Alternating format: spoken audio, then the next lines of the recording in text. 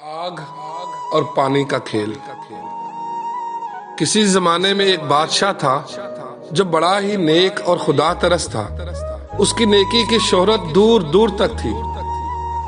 एक दिन उसके दारुल हुकूमत में एक फकीर आया।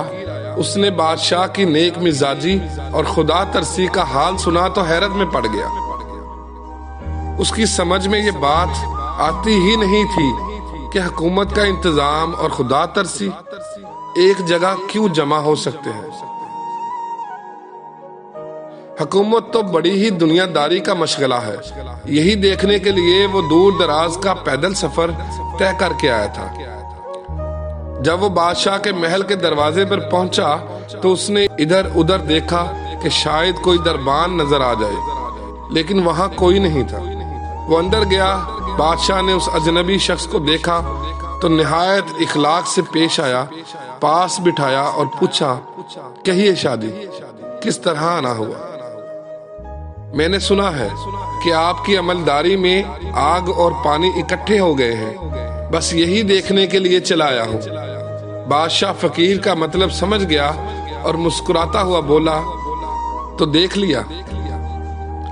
हाँ, फकीर ने बेजारी से जवाब दिया और जाने के लिए उठने लगा।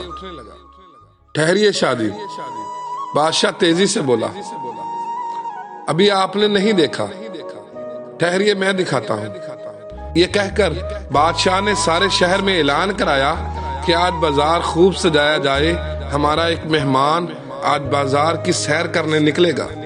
बादशाह के हुक्म की देर थी, बस आनन फानन बाजार सजकर दुल्हन बन गया।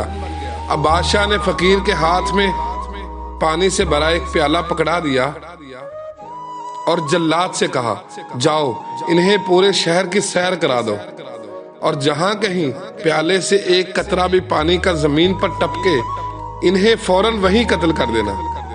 जब फकीर को पूरे शहर की सैर कराने के बाद बादशाह के सामने पेश किया गया तो वो पसीने में शराबूर था। बादशाह ने उसे देखते ही मुस्कुरा कर पूछा, कहिए शादी, आज बाजार कितना खूबसूरत सजाया गया था, बताइए तो सही, आपने क्या क्या देखा और आपको क्या क्या पसंद आया?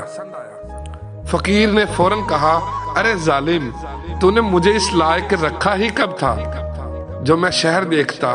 मैं तो बस इतना ही जानता हूँ कि सर पर नंगी तलवार थी और आंखें प्याले के पानी पर जमी हुई थी।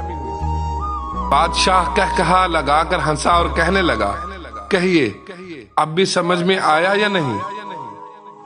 यह है आग और पानी का खेल।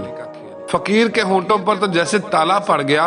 वो आंखें फाड़कर बादशाह को देखने लगा। बादशाह ने फिर कहा, हाँ, यही राज है हुकूमत के इंतजाम और खुदा परस्ती के यकजा होने का। अगर खुदा का खौफ दिल में हुआ और अपनी जिम्मेदारी पर नजर जमी हुई हो तो फिर दुनिया की कोई दिलचस्पी तुम्हें दीन से गाफिल नहीं कर सकती। दीन जिम्मेदारियों के पूरा करने का नाम है, इससे भागने और गारों और बियाबानों में पनाह लेने का नहीं।